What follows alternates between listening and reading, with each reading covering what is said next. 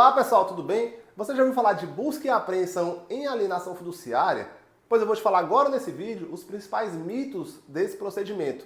Eu me chamo Geoff Saraiva, eu sou advogado, eu estou em todas as outras redes sociais como Geoff Saraiva e eu sempre estou criando conteúdo por aqui, trazendo conteúdo informativo. E hoje eu vou falar sobre busca e apreensão em alienação fiduciária e os principais mitos desse procedimento.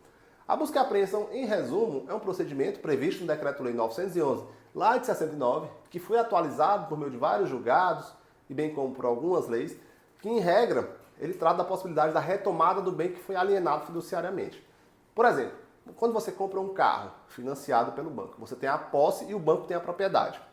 O banco tem a chamada propriedade resolúvel, que ela vai se encerrar com a quitação do contrato. Ou seja, comprou o carro, o banco financiou. O banco pagou o carro para o proprietário, para a loja, para o lojista.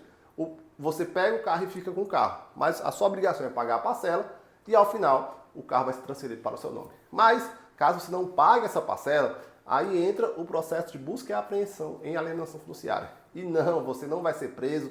Muito embora alguns cobradores de bancos ou de escritórios, eles liguem para os consumidores falando que eles serão presos, serão humilhados, serão achincalhados. Isso não existe. Isso é só uma pressão psicológica. Mas eu não vou falar sobre isso nesse vídeo. Eu vou falar sobre os mitos que envolvem esse procedimento, tá? Primeiro mito que muitas pessoas têm é a questão de em qual momento o banco entra com a busca e apreensão.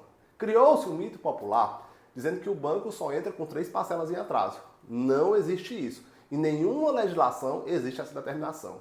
O banco pode entrar com a busca e apreensão com 1 parcela em atraso, desde que ele te notifique de forma extrajudicial.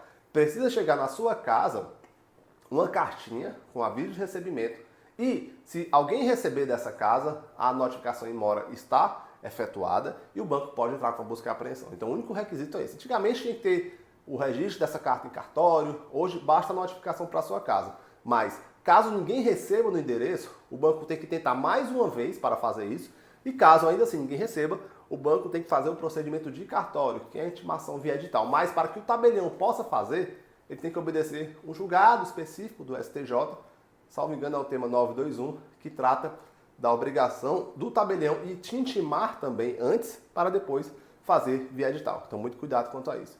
Segundo mito, o banco tomou meu carro, acabou a dívida. Nada disso. Em muitas situações, mesmo com a apreensão do carro, a dívida persiste. Eu vou explicar agora. Em resumo, quando o banco entra com a busca e apreensão, o banco já pagou as custas processuais e também os honorários do advogado. Então, às vezes, na verdade quase sempre, o valor do débito supera o valor do carro. Então não é porque o carro foi apreendido que a dívida some. Então, eu chamo a atenção para a questão da entrega amigável. Muitas pessoas são ludibriadas pelos bancos pedindo para que eles entreguem os carros de forma amigável. E eu recomendo que a pessoa seja acompanhada por um advogado, porque ele vai verificar se com a entrega do carro vai haver a quitação daquele contrato. Porque já ocorreram situações aqui no escritório que a pessoa entregou o carro e a dívida persistiu. E ela não foi acompanhada por um advogado, quis economizar um valor de honorário e aí ficou com uma grande dívida e ficou sem o carro. Então, muito cuidado com esse mito, tá?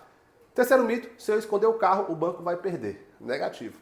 Se o carro não foi encontrado pelo oficial de justiça, ele vai certificar que o bem não foi encontrado, a garantia não foi encontrada, e aí o banco possivelmente vai pedir a conversão desse processo em um processo de execução. Convertendo o processo de execução, você vai possivelmente sofrer uma penhora online na sua conta, através do Cisbajude, o Renajude, que vai ser o bloqueio do carro no órgão de trânsito, e também com o novo julgado recentemente sobre as medidas coercitivas do CPC, o banco também pode pedir a suspensão da sua CNH e a suspensão do seu passaporte. Então, caso o banco não encontre o carro, ainda assim ele poderá pedir a conversão do processo em um processo de execução. O outro mito é se existir algum erro do processo, o juiz vai analisar e não vai aceitar. Negativo.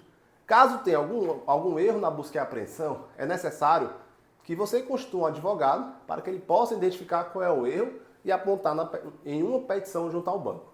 Muito embora tenha um julgado do STJ que fala que o momento da análise, da contestação, é somente após a apreensão do bem, eventuais manifestações no processo indicando alguns erros grosseiros ou a possibilidade de um agravo de instrumento para o tribunal é possível. Então, verifique se na ocorrência de uma busca e apreensão, contrate um advogado para ele verificar se tem mesmo erro naquele processo, porque ele é a pessoa indicada a aplicar a medida jurídica possível. Mais um mito. o banco está cobrando juros acima de 1% por mês. Ele está errado, o juro está abusivo. Negativo. O banco ele não submete à lei de usura. Assim sendo, o banco é livre para cobrar a taxa de juros que entender conveniente. Mas o único limitador que nós temos atualmente é a taxa média de juros do Banco Central. Por exemplo, a taxa média de juros do Banco Central é uma taxa de juros que é liberada pelo Banco Central, óbvio, que ele informa as várias operações de crédito que existem no Brasil. E tem um financiamento, aquisição de veículo pessoa física, pessoa jurídica, e se você financia um veículo, sei lá, em maio de 2021, no dia 10 de maio, tem lá, na taxa média de mercado, qual é a taxa média daquele período. E se a sua taxa de juros tiver uma variação muito grande em relação à taxa média de mercado, aí sim é possível descaracterizar a mora. Mas é uma tese muito complicada e eu verifico que a taxa de juros é muito alta em contrato de financiamento de moto. Em veículo quase é difícil encontrar uma taxa muito alta, mas pode ser que ocorra. Por isso que é necessário a análise dessa demanda por um advogado que tem uma atuação em direito bancário, porque ele vai entender as minúcias do contrato bancário, vai entender como fazer uma boa defesa e vai poder te dar uma boa orientação. Eu vejo muita gente contratando as assessorias de crédito, porque é um argumento muito confortável. Vamos reduzir a sua parcela, vamos fazer que você fique com o seu carro. Quando você contrata, você paga, é confortável esse argumento. E, às vezes, não é bem assim que acontece. Eu já recebi várias reclamações de várias assessorias informando que a história muda quando ocorre a contratação. Por isso, se eu puder te dar uma dica, tá com um problema bancário, procure um advogado que tem uma atuação específica nessa área. Por quê? Por conhecer a demanda, conhecer a sistemática, a legislação específica, ele vai poder te orientar. Então, é isso. Sou Geoff Saraiva, sou advogado. Já curte, comenta e compartilha. Se tiver gostado, curta esse vídeo e compartilhe. Obrigado.